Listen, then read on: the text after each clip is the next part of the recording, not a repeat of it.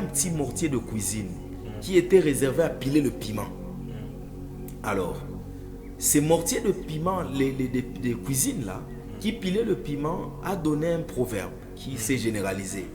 Où on dit en lingala, et bokaba tout est la pilipili et si la soloté.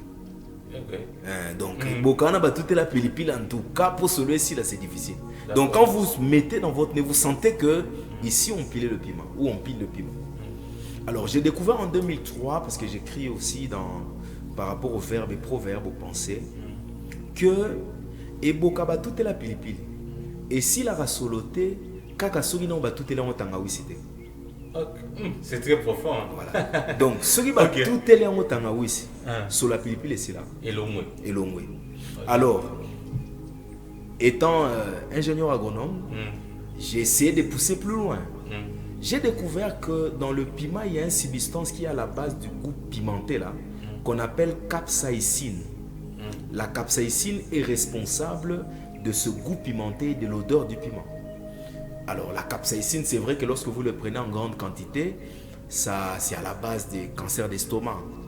Alors j'ai discuté avec quelqu'un qui me dit mais la quantité dépend de la province. À l'Équateur, c'est pas la même chose que dans le Congo central et à Kivu par exemple.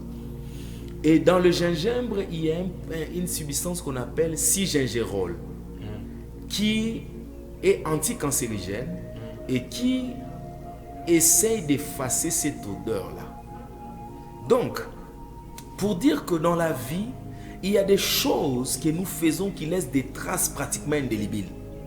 Mais jusqu'à ce que le véritable gingembre spirituel se manifeste dans la vie pour effacer l'odeur du piment qui a existé avant. Jésus est le véritable gingembre spirituel. Lorsqu'il passe dans la vie d'une personne, tout ce qui était collé avant disparaît. Amen. Il laisse de nouvelles traces qui effacent les traces qui existaient. C'est pourquoi on parle de traces qui retracent une vie.